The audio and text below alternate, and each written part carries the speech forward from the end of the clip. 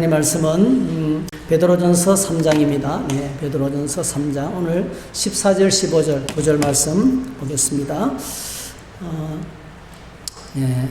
한번 같이 읽겠습니다. 그러나 의를 위하여 고난을 받으면 복 있는 자니 그들이 두려워하는 것을 두려워하지 말며 근심하지 말고 너희 마음에 그리스도를 주로 삼아 거룩하게 하고 너희 속에 있는 소망에 관한 이유를 묻는 자에게는 대답할 것을 항상 준비하되 온유와 두려움으로 하고.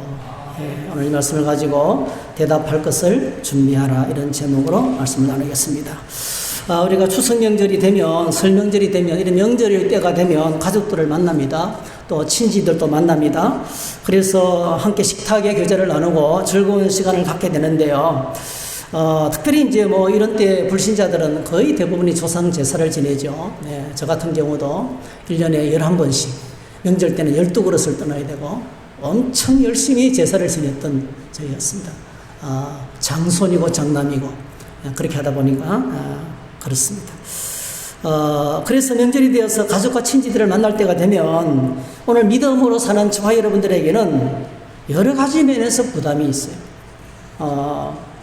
온 가족들과 친지들이 다 같은 마음으로, 같은 믿음으로 하나가 되어 있으면 얼마나 좋아요, 그죠? 여러분, 그런 믿음의 가정이 되시기를 축복합니다. 그런 가정 얼마나 부러운지 몰라요. 근데 반드시 안 믿는 사람이 있고 불신가족이 있어가지고 같이 예배드리기가 참 어렵고 같이 하나님을 섬기기가 어렵고 그 속에 갈등도 있고 부담도 있습니다.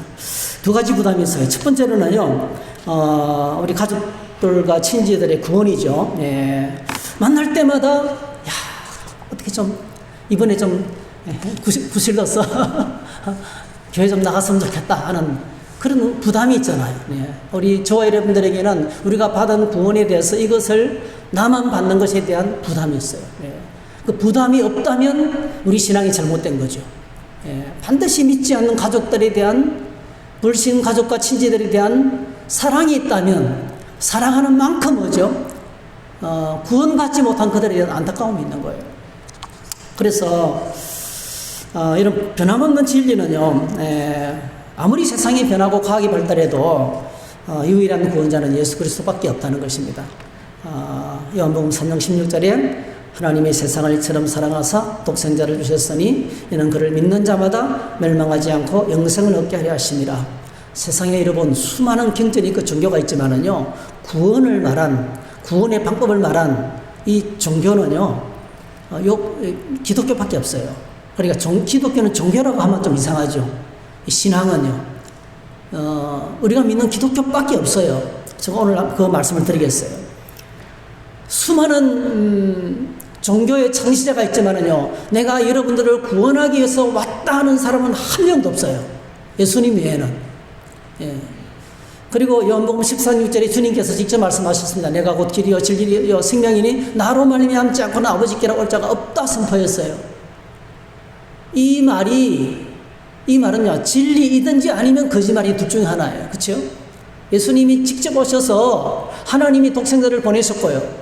여러분, 예수란 말이 무슨 뜻인지 아시죠? 예수란 말이 구원자라는 뜻입니다. 구원자라는 이름의 뜻을 갖고 와가지고 나는 여러분들을 위해서 구원하기 위해서 왔다고, 그 백성들을, 자기 백성들을 구원하기 위해서 처음부터 끝까지 모든 말과 행동과 사역이 백성들을 구원하는 일만 하고 가셨던 분은 예수님밖에 없어요. 네.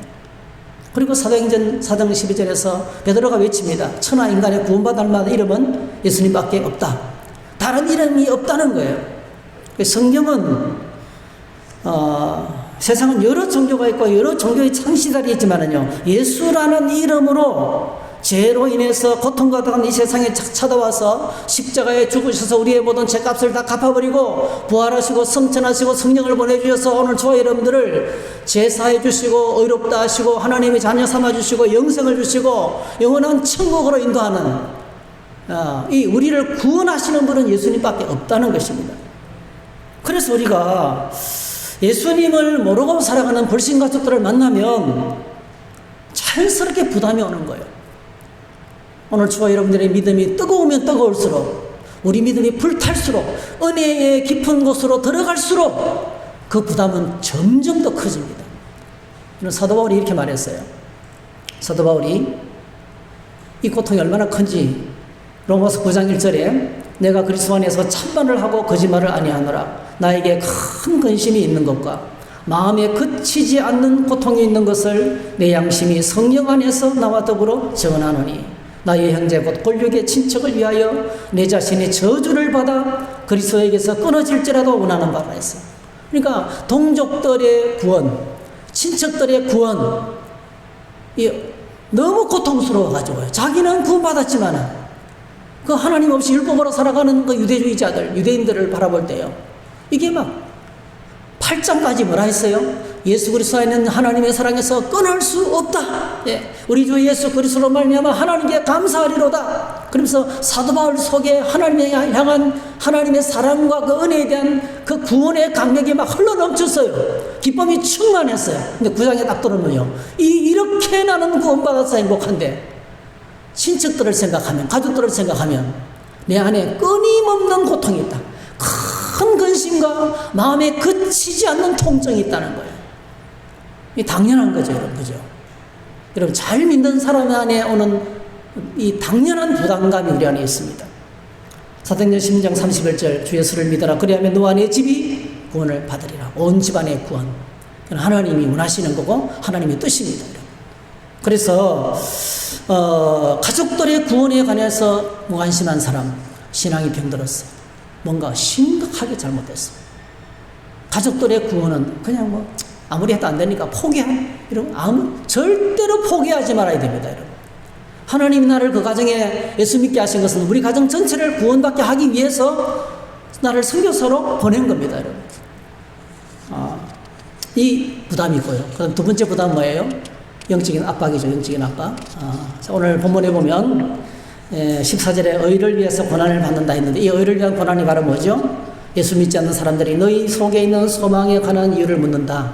이게 말을 점잖게 해서 그렇지요. 뭐 때문에 예수 믿어 이 말입니다. 뭐 때문에 예수 믿어. 예? 뭐 때문에 예수 믿어가지고 이렇게 형편없이 됐어. 우리 동네 친구들이요, 동네 어르신들이 제가 인사하잖아요. 아이고 공부도 잘하고 너무 착한데 예수 믿어가지고 그러니까 이게 사람 다 버렸다는 거예요. 네. 제가 아직도 그 어르신들의 그 혀를 차는 소리가 아직도 귀에 들려요. 다 좋은데 공부도 잘하고 너무 착한데 어쩌다가 예수 믿어가지고 저렇게. 그러니까 여러분 불신자들을 만나면 반드시 영적인 저항이 있어요. 뭐 때문에 예수 믿는지. 반드시 공격이 있습니다. 영적인 공격이 있습니다. 겉으로 표현하든지 안 하든지 그 속에 그 말을 해보면 느낌이 벌써 오잖아요, 여러분. 우리 안에 영적인 느낌이 압박이 있습니다.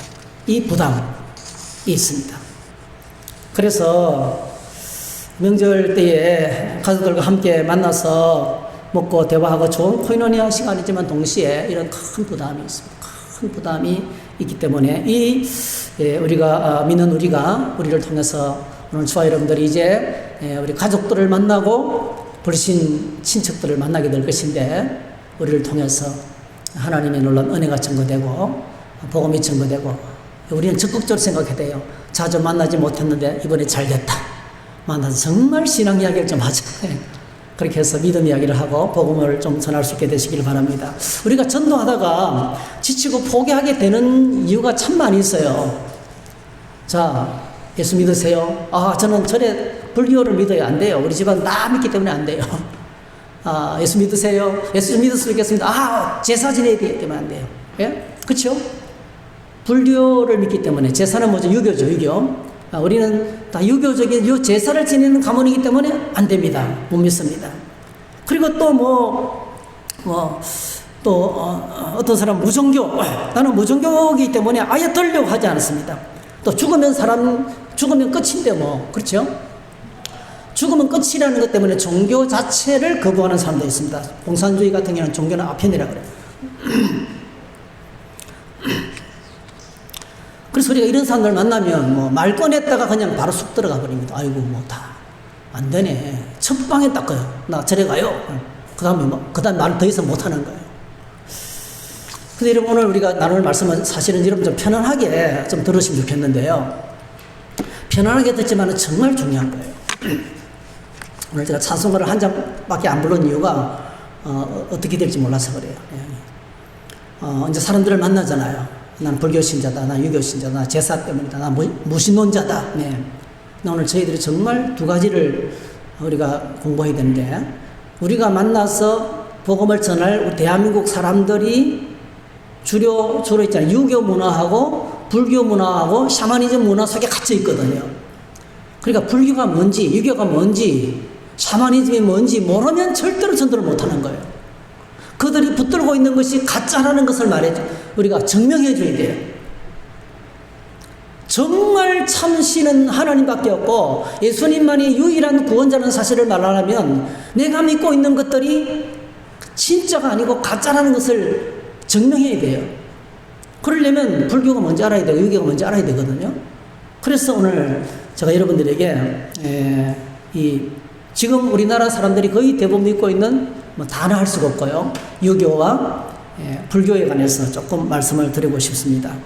우리나라에는 가장 강력하게 사람들을 잡고 있는 문화 종교적인 배경은 불교하고 유교입니다. 불교는 고려 때 이제 창궐했고요. 그리고 유교는 조선시대 때, 조선시대가 이성계가 나라를 세우면서 고려가 불교 때문에 망하니까 새로운 정치 이념을 갖고 왔는데 중국 춘추 전국 시대 때 생겨났던 이 유교, 공자가 가르친 주자학을 국교로 수입해가지고 그렇게 했어요. 근데 조선이 어떻게 됐습니까? 여러분, 이 유교 때문에요. 사색당파가 생기고요. 왜냐면 유교는 수직교리거든요. 상대방을 깔아뭉개지 않으면 내가 올라갈 수가 없어요. 유교는 평등이 아닙니다, 여러분. 사람을 수직으로 세워놨거든요.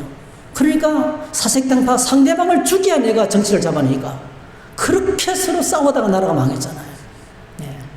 고려는 불교 때문에 망했고 조선은 유교 때문에 나라가 망한 거예요.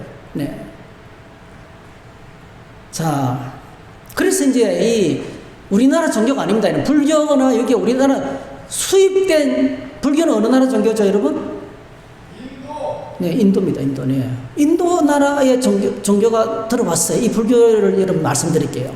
그리고 유교는 우리나라 게 아니고 중국 걸 가져갔는데 지금 중국은 유교를 버린 지 오래됐어요. 중국에는 온통 도교입니다, 도교. 공산주의지만은 종교가 없지만은요, 태어나면서부터 죽을 때까지 그들은 결혼식 할 때 도교 사원에서 해요. 장례식 도교 사원에서 해요. 뿌리 깊은 그들의 민간신앙은 도교라니까요. 공산주의라서 무종교지만은, 실제는, 겉으로는 무종교지만은, 실제는 다 도교입니다, 여러분. 그래서, 근데 우리나라는 뭐죠? 유교, 조선시대 때 유교가요, 우리 안에 뿌리 깊이 박혀 있는 거예요. 유교 문화, 불교 문화가 지금 우리나라를 먹고 있어요. 조상제서는요, 유교가 우리에게 심어놓은 문화입니다. 여러분, 공자는 4대 성자 중에 한 사람이죠. 공자는 정말 위대한 스승입니다. 위대한 스승입니다. 여러분, 이 공자는요, 춘추 전국 시대에 중국이 36개 나라로 나뉘어 있어요. 완전히 그러니까 조그마한 지방들이 다 나라가 된 거예요. 다 왕들이 있어요. 그 춘추 전국 시대에 이 공자는 노나라에서 태어났습니다. 노나라에서 태어났습니다. 그리고 노나라에서 재상이 되었어요. 국무총리가 되었습니다. 국무총리가 돼가지고요, 나는 이런 비전과 이런 정치 철학을 가지고 왕을 승격해서 했는데요, 주변의 사람들이 공자의 정치 철학을 다 싫어해서 그래가지고 배신하고 거절해가지고 쫓겨났어요. 그러니까 이 자기가 갖고 있는 정치 철학을 갖고요, 나는 이렇게 나라를 승격했습니다. 인과 의로 승격이 됩니다. 나라는 인과 의로 승격이 된다 하면서 있잖아요. 이 자신의 정치 철학을 말하면서 여러 제후들을 찾아서 나를 좀 써주세요 했지만 다 거절당했어요. 공자가 거절당했어요. 그래서 낙심해가지고 자기가 할 일을 찾았는데, 그래, 내가 할 일은 다른 게 아니고 젊은 사람들을 키워서 이런 다른 정치를 하는, 이런 이합지산에 서로 싸우는 이런 나라가 36개 나라가 돼가 서로 싸우는 이런 나라가 아니고 정말 하나로 통일돼가지고 바른 나라를 세우기 위해서 내가 할 일은 젊은이들에게 가르치는 것이다 해서 가르치는 일에 전념했어요. 그 공자가 가르쳤던 그 모든 말들을 모아놓은 책이 논어고요. 그 논어의 핵심 가르침이 뭐예요? 삼강오륜입니다. 삼강오륜. 네. 그래서 군의신강, 신하는 임금을 섬기는 것이고, 부의자강, 아들은 아버지를 섬기는 것이고, 부의부강, 아내는 남편을 섬기는 것이고, 오륜, 분신유의, 신하는 임금을 숨기고 부자 여친, 아들은 아버지를 숨기고 부부 유별, 남편과 아내는 구별되고 장녀 유서, 어른과 어린아이도 자리가 있고 부모 유신, 법과 벗은 믿음이 있어야 된다. 이렇게. 이게 뭐죠? 이게 뭐죠? 평등이 아니에요. 가진 자가, 그죠? 가진 자가 갖지 못한 자의 승림을 받는 거죠. 네. 굉장히 수직적이에요. 이거 정말 뭐, 요즘 이 말을 상강모녀 어른으로 요즘 꺼지면 맞아줬습니다. 요즘은. 그쵸? 예. 그래서 요즘하고 전혀 맞지 않는, 그 당시 상황에서는 워낙 이합지산의 그 춘추전국 시대에 정말 필요했던 정치 철학이었죠. 근데 유교의 가르침을, 이 공자의 가르침을 사람들이 듣고요. 와, 정말 그래. 나라가 하나 되고 통일되고 힘 있는 나라가 되려면 이런 것이 필요하다 해가지고 엄청나게 많은 사람이 따르기 시작했어요. 그래서 종교가 아니에요. 그죠? 종교가 아닌데 따르는 사람이 많다 보니까 유교가 되고, 유교. 네. 이 종교가 아닙니다, 여러분. 정치 철학이에요. 자기 신념을 가지고 가르친 내용이에요. 그리고, 제사는요, 이제, 좀 이따가 말씀드리겠네요. 자, 이렇게 이제, 젊은 사람을 가르치다가 이제 이 가르친 일을 마치고 집으로 돌아오니까요, 세상에 어머니가 공자를 기다리다가 돌아가시고 안 계신 거예요. 공자가요, 너무 부끄럽고 너무 한이 돼가지고요. 그 당시는요, 춘추전국 시대는 제사가 없었어요. 근데 어떤 사람에게만 제사를 지낸다면요,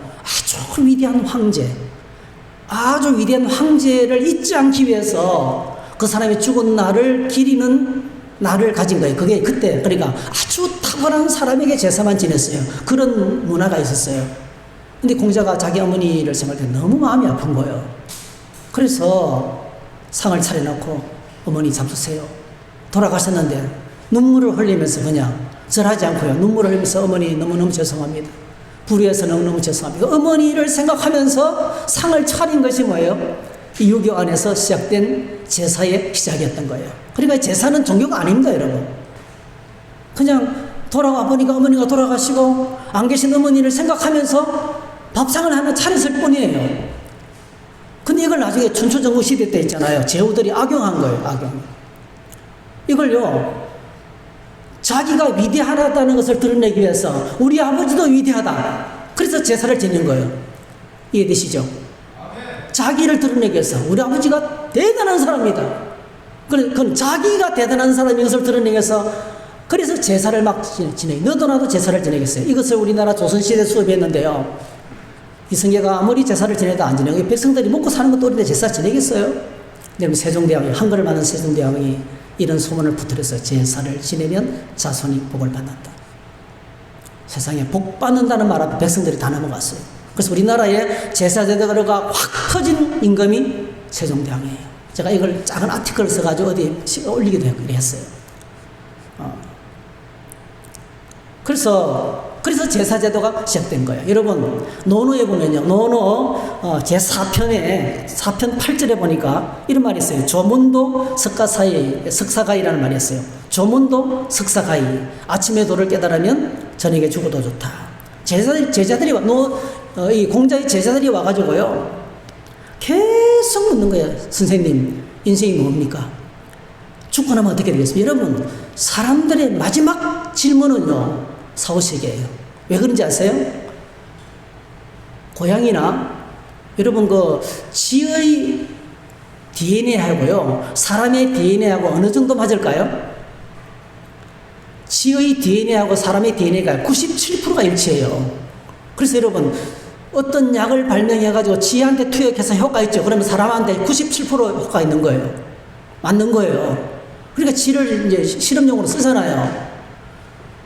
근데 그 97%의 우리하고 DNA가 97%가 맞는 쥐가요, 아침에 일어나면서 주인님 감사합니다. 오늘 하루를 주셔서 행복합니다. 하나님을 찬양하고 예배합니다. 그렇게 합니까?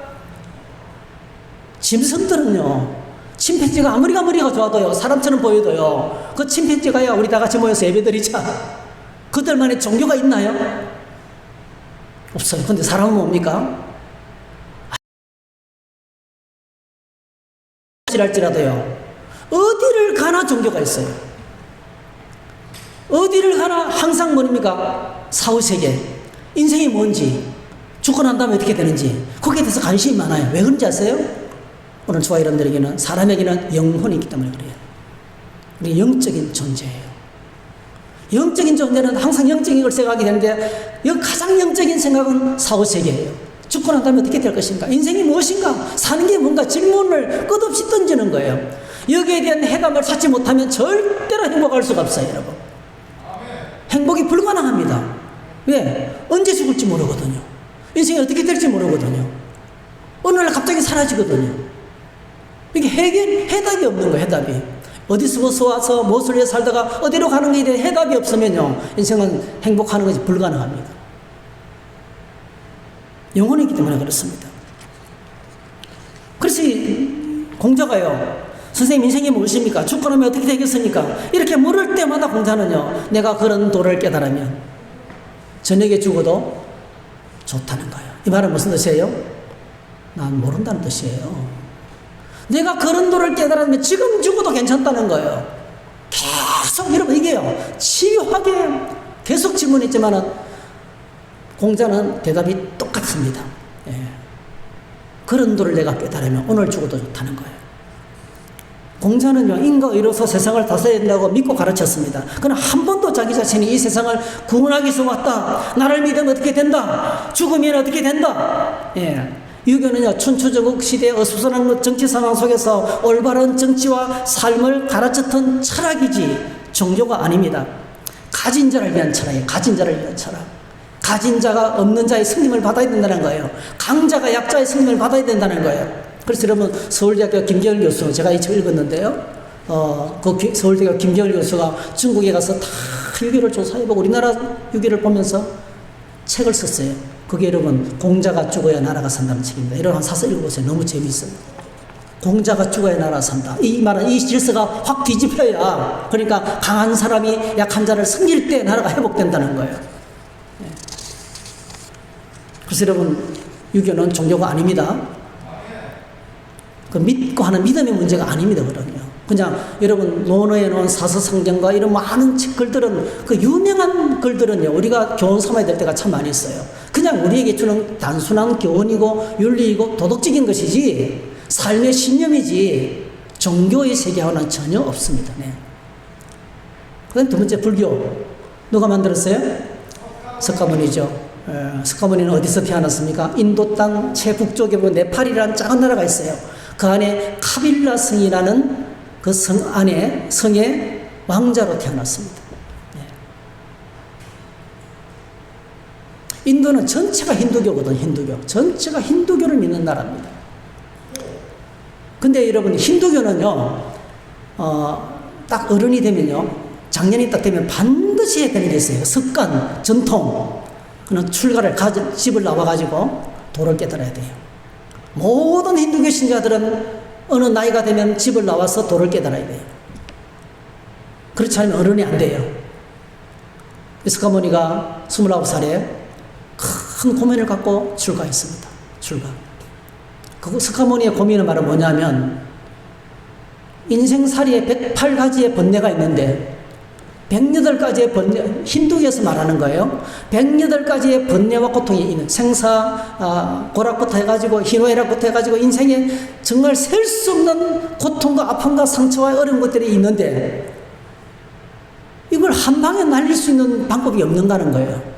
이걸 없앨 수 있는 방법이 무엇일까를 이제 찾기 시작한 거예요. 아무리 생각해도 안 되는. 근데 이런 석가모니는 엄청나게 똑똑하고 머리가 좋아가지고요, 29살에 나와가지고 6년 만에 35살에 보르시나무 밑에서 드디어 도를 깨달았어요. 그리고 그가 깨달은 도를 사람들에게 그때부터 말하기 시작했어요. 그때부터 사람들은요, 석가모니를 저분은 도를 깨달은 분이다, 저분은 도를 깨달은 분이다, 들어보니까 진짜 많네. 그래서 여러분, 도를 깨달은 사람을요, 산스크리트로 부처라 그래요.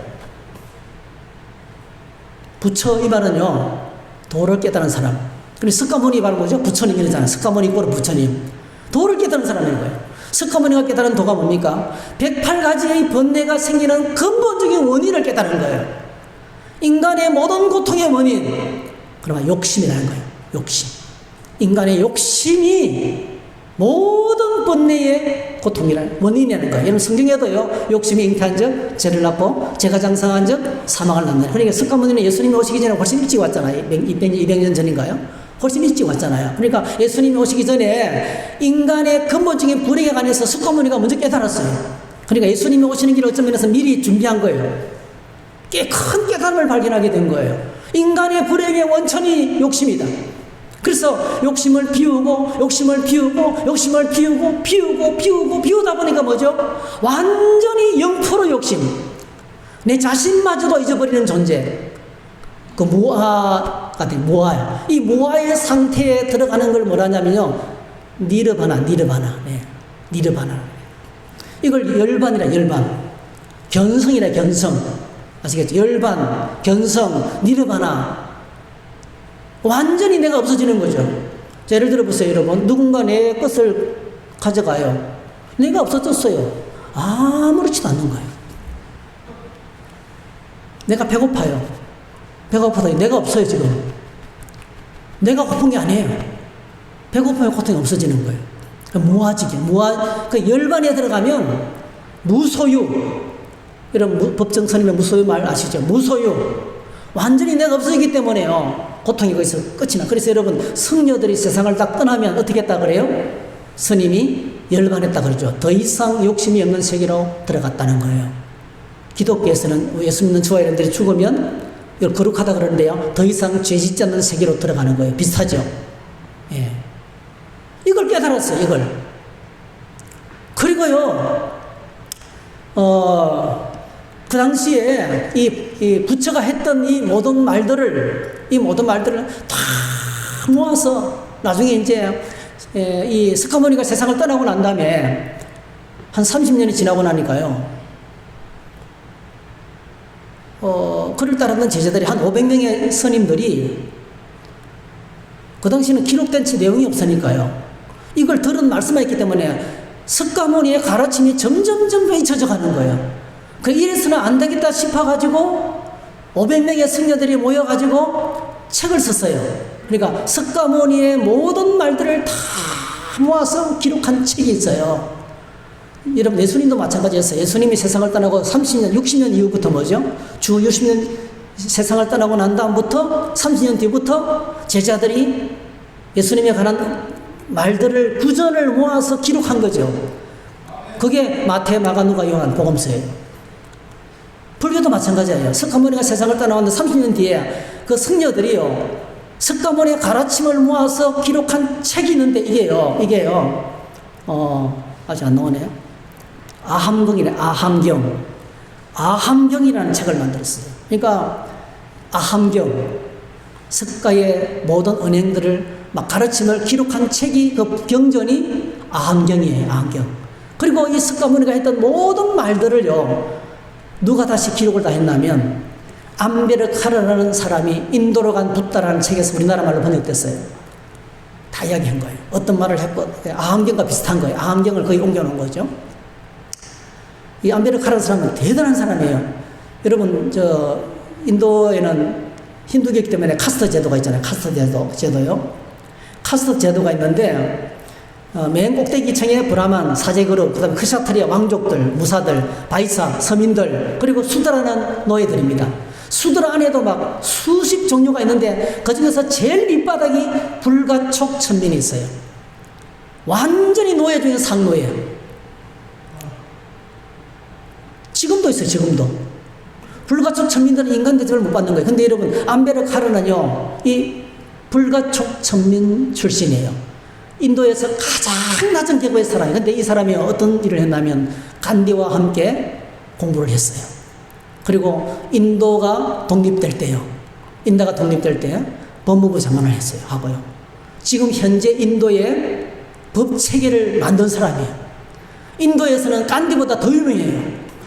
이 사람이 태어난 날 그 날에서 공휴일을 지켜요. 간디가 태어난 날 공휴일 안 지키거든요. 근데 이 사람이 태어난 날 공휴일을 지켜요. 이 사람이 뭐 했냐면요. 힌두교의 가장 결정적인 단점은 인간을 뭐죠? 카스트 제도로 묶어서 저 천민들은 막 죽을 때까지 고생만 하는 거예요. 그걸 기쁘게 받아들여요. 운명으로 받아들여요. 아주 기쁘게. 왜 그런지 아세요? 이걸 뒷받침하는 사상이 윤회설. 그러니까 전생에서 잘못된 일을 하면은 천하전 계곡으로 태어나고 이 생에서 내가 착하게 살면 몇 억만 년 뒤에는 브라만이 될 수 있다. 그러니까 아무리 지금 힘들어도 뭐죠? 지금 착하게 살고 상을 받아들이면서 뭘 바라요? 내세를 바라보면서. 글쎄 석가모니가요 도를 깨닫고 나서 깨달았어요. 이 병든 사이에 가장 문제가 되는 것이 뭐냐면 윤회설이다. 이 윤회설 때문에 카스트 제도가 유지가 되는 거예요. 그래서 석가모니는 카스트 제도를 윤회설을 공격하면서 있잖아요. 모든 사람은 다 평등한데 네? 모든 사람은 평등한데 이 윤회설이 카스트 제도를 만들고 그래서 윤회설을요 인간이 만든 가장 잔인하고 사악한 사상이라고 공격했어요. 그러니까 이 석가모니의 가르침을요 누가 퍼뜨렸냐면은 암베르카라는 사람이 법무부 장관이 되면서 막 퍼뜨렸어요. 책을 쓰면서 인도로 간 붓다 책을 썼는데요. 한번 생각해 보세요. 카스트 제도로 찌들어 있는 그 사람들이 이 평등 사상의 말을 듣고요 대부분 일어나가지고요 그 당시에 불교 믿는 사람들이 소수였는데 인도 땅에 1억 명이 힌두교에서 불교 신자가 된 거예요. 그리고 석가모니는 이 카스트 제도를 공격하고 윤회설을 공격했기 때문에 힌두교로부터 추방당해서 자연스럽게 불교가 만들어지게 된 거예요. 이해되시죠? 예, 자연스럽게 불교가 만들어지게 된 것이랍니다. 그래서 또 기회가 되시면 여러분 이제 인도로 간 붓다라는 책 같은 거 읽어보면 상당히 도움이 많이 될 것 같아요. 불교가 어떤 종교인지를 알게 될 거예요. 상당히 불교 내용이 그 가르침 자체가 굉장히 좋습니다. 평등 사상입니다. 평등 사상. 그래서 이제 이 안에 책에 보면 어떤 것이 있냐면요. 이 힌두 그러니까 이 불교 신자들이 석가모니를 따르는 불교 신자들이 힌두교 사상에 젖어 있잖아요. 그러니까 윤회설을 믿고 있기 때문에 그 사람의 주요 관심사이 뭐겠습니까? 죽고 난 다음에 어떻게 되겠습니까? 여기다 집요하게 묻는 거예요. 여러분, 그럴 때마다요, 석가모니가 날 모른다. 살아있는 일도 모르는데 죽은 다음 일을 내가 모른다. 계속 모른다 그랬어요. 그러면서 이제 윤회설을 공격하고, 힌두교로부터 추방당해서 불교가 만들어지게 된 거예요. 예, 그러면서 이제 석가모니가 사후세계에 대해서 물으니까 그러면 죽으면 아무것도 없나? 없는 건 아니다. 아주 애매한 말을 남겼어요.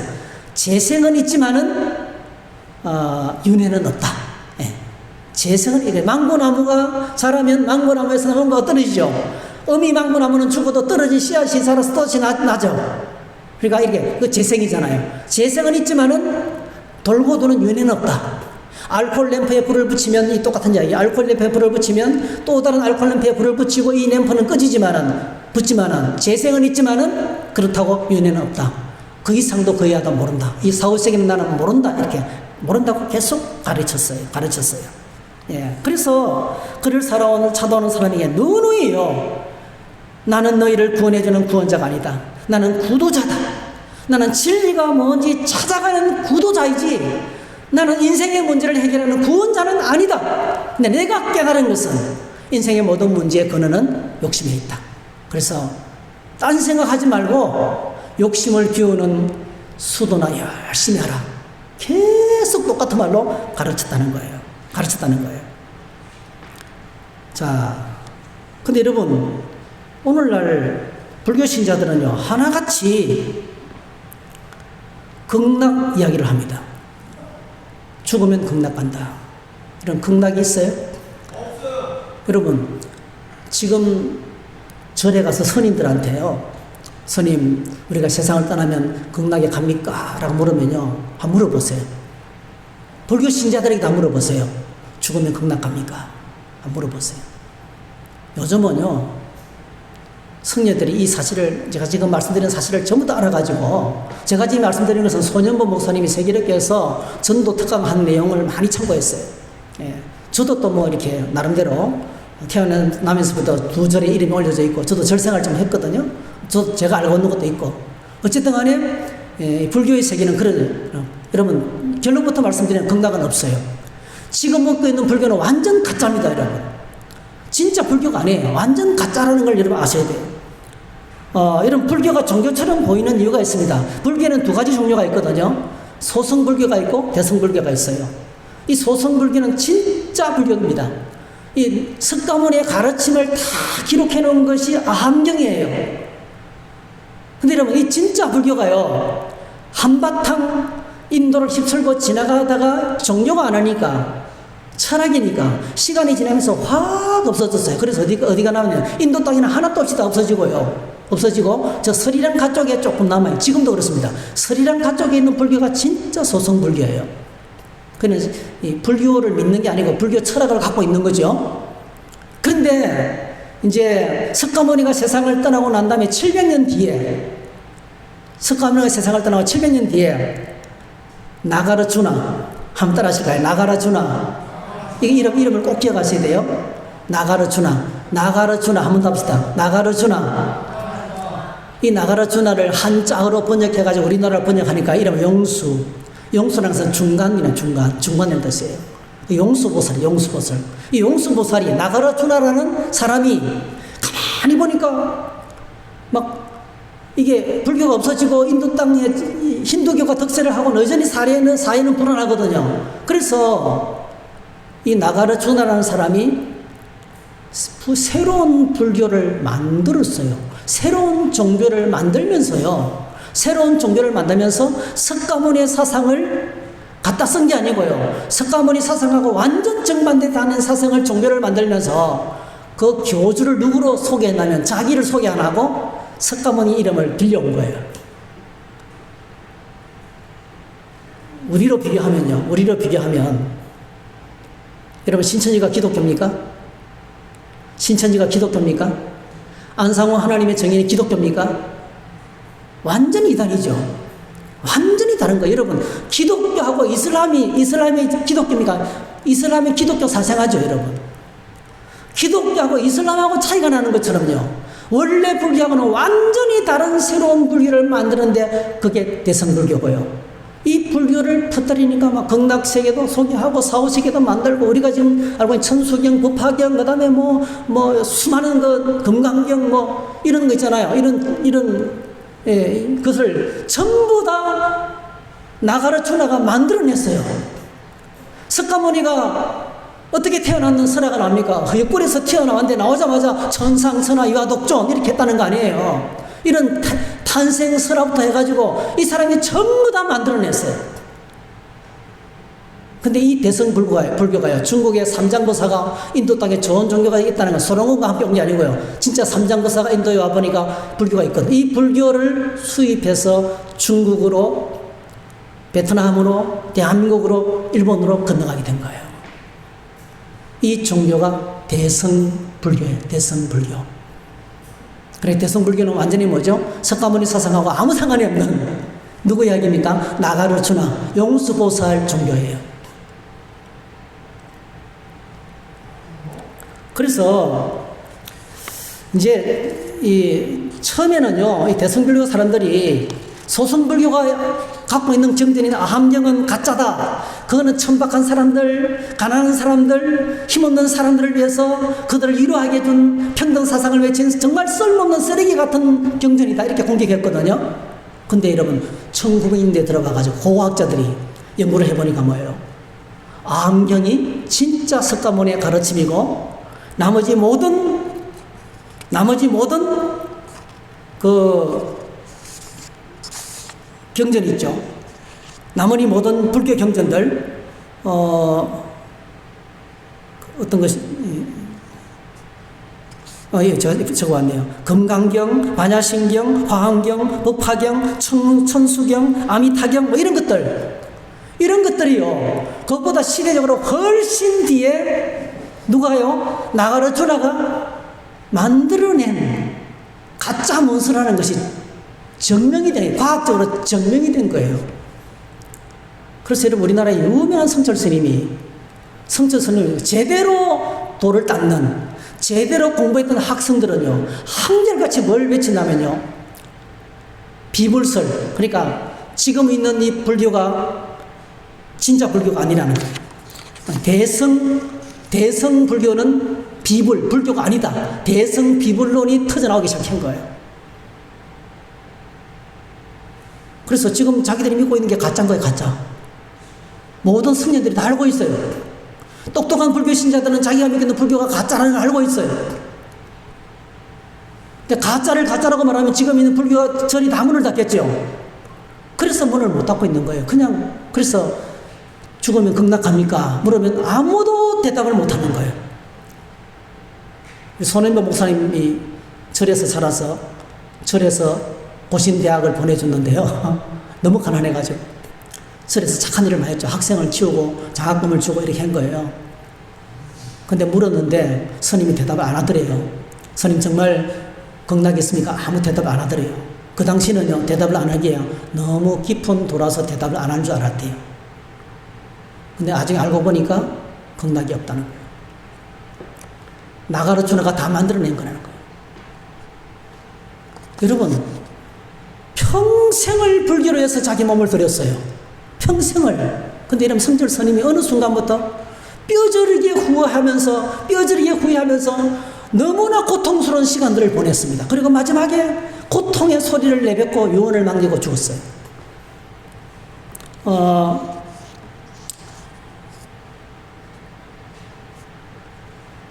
그 지금 우리나라에 들어있는 불교가 어떤 불교라고요? 석가모니가 만든 진짜 종교인, 예, 소성 종교가 아니고 대성 불교라는 거예요. 대성 불교. 그래서 여러분, 구글에다가 진짜 쳐보세요. 구글.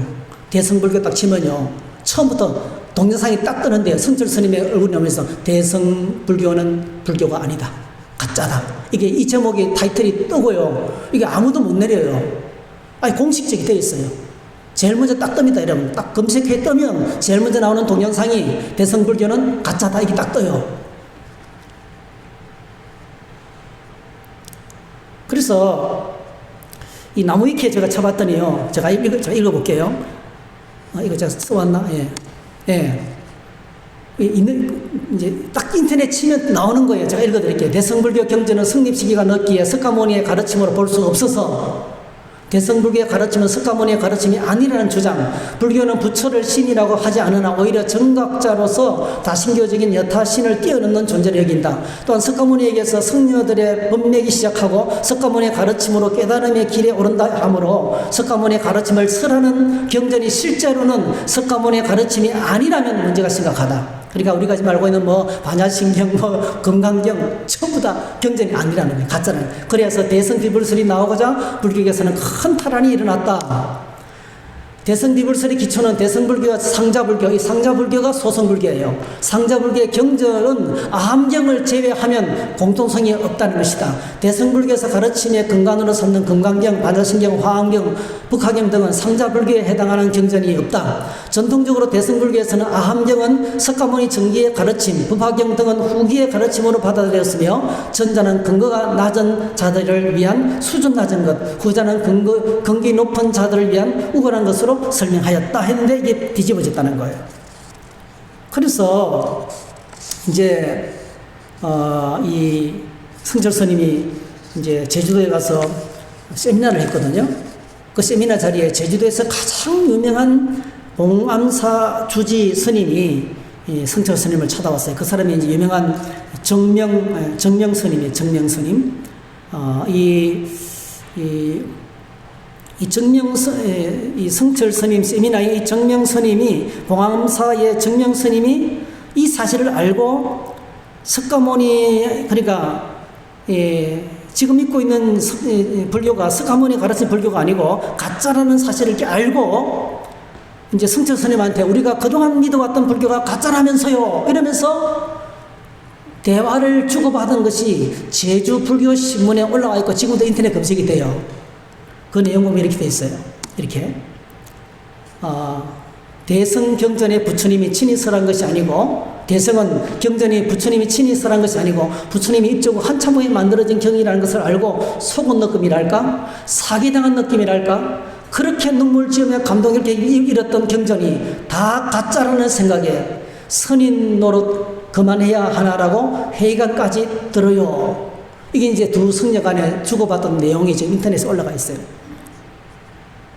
그리고요, 성철 스님이 1982년도 법어를 이렇게 발표했어요. 법어. 성철 스님이 밝힌 법어입니다. 4월 초파일 때 밝힌 법어. 극락이 있다고 믿는 사람은 잠잘 때 꿈속에서 잠꼬대 하는 소리와 같습니다. 불교를 노인들이 죽어서 극락이나 가려고 연구하는 종교로 착각하는 사람이 많은데 이러한 생각은 매우 잘못된 생각입니다. 사람이 만들어 놓은 부처는 헛수아비에 불과한 것입니다.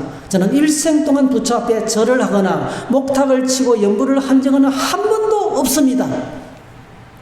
성질 스님이 도만 끝없이 자신에 대해서 자신의 성찰만 했지 있잖아요. 한 번도 목탁을 치거나 부처 앞에 절한 적이 없다는 거예요. 왜? 부처는 없기 때문에. 부처가 뭐라 했어요? 깨달은 사람. 그래서 극락이 있습니까? 이렇게 물으면요, 마지못해서 하는 마지막 대답이 부처는 당신 마음속에 있습니다. 이 대답만 한다는 거예요. 우리가 부처가 되는 거예요. 우리가 부처가 되는 거. 네. 우리가 깨달아서 부처가 되는 거라는 거예요. 그 당신이 부처가 되라는 말이에요. 네. 그래서 여러분, 이승철 스님이 여러분 그 마지막 그 세상을 떠날 때 그 유언이 인터넷에 많이 올라와 있잖아요. 마지막 유언을 이렇게 했어요. 내 인생을 잘못 선택했다. 나는 지옥에 간다. 내 죄는 산보다 높고 바다보다 깊은데 내 어찌 감당하랴. 내가 80년 동안 포기한 것은 헛것이로다. 우리는 구원이 없다. 죄값을 해결할 자가 없기 때문이다. 이렇게 밝혔어요. 이게 마지막 그의 유언입니다. 그리고 이제 그의 딸도 성철 스님이 전도해가지고 불자가 됐거든요. 그 딸의 그 이름이 불필스님이에요. 불필스님. 이름이 필입니다. 필이. 그 필이 딸을 향해서 이렇게 울부짖었어요. 성철 스님 마지막에 필이야, 내가 잘못했다. 내 인생을 잘못 선택했다. 나는 지옥에 간다. 네. 그렇게 막 울부짖으면서 성철 스님은 마지막에 넘지 못할 큰 벽이 바른 거죠. 자기 죄를 만난 거예요. 지옥의 형벌을 본 거예요. 그래서 여러분 꼭 기억하셔야 돼요. 불교가 믿는 극락은 없어요. 지금 먹고 있는 불교는 가짜 불교입니다. 가짜입니다. 종교가 아닙니다, 여러분. 원래 불교는 너무너무 좋은 가르침이었어요. 종교가 아니고 뭐였어요? 카스트 제도를 반대하고 평등하게 살아갈 수 있고 정말 욕심을 비워서 인간의 모든 번뇌에서 벗어날 수 있는 길을 가르쳤어요. 정말 기가 막힌 인생 철학이었습니다. 너무너무 좀 우리도 본받아야 될, 우리도 받아들여야 될 하나의 가르침이에요. 그런데 이걸 뭐죠? 나가로 줄어나는 용수보살이 완전히 정반대되는 사상을 갖고 와가지고 다 꾸몄어요. 가짜예요, 가짜. 그러니까 지금 있는 불교는 가짜입니다. 세상에 예수라는 구원자라는 이름을 갖고 왔어.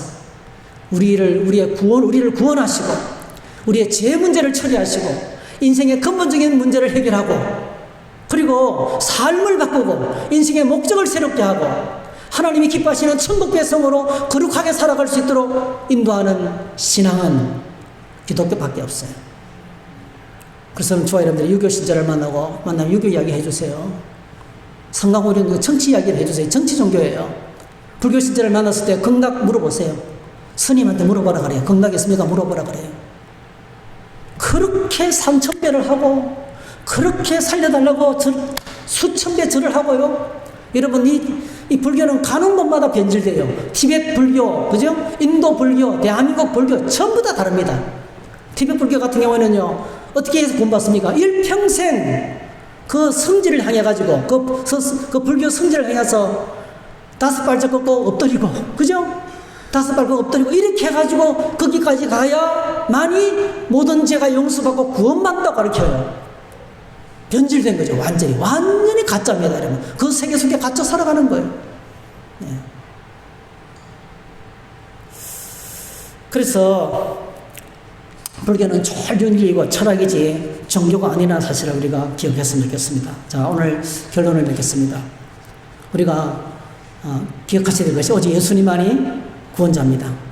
모든 사람은 죄인이고 죄인은 반드시 하나님의 심판대 앞에 서게 되고 하나님의 심판을 피할 수 있는 유일한 길은 우리의 죄값을 십자가에 짊어지시고 돌아가신 예수님을 믿는 길밖에 없고 예수님을 믿으면 죄사함 받고 어렵담을 얻고 하나님의 자녀가 되고 영생을 얻고 천국 백성이 되고 오늘 이 땅에 살아가면서도 양심이 회복되어서 천국 백성으로 살아가게 되고 그리고 모든 사람이 하나님 앞에서 차별 없이 평등하게 되고 어머니가 자식을 사랑하는 것처럼 어머니가 자식을 사랑하는 여러분 자식들 키우고 값비싼 선물 많이 받았었죠. 뭐 금목걸이 받은 분도 있더라고요. 자동차 선물 받은 분도 있더라고요. 예? 근데 여러분 정말 가격을 따진다면 그걸로 돼요? 그걸로 계산이 될까요?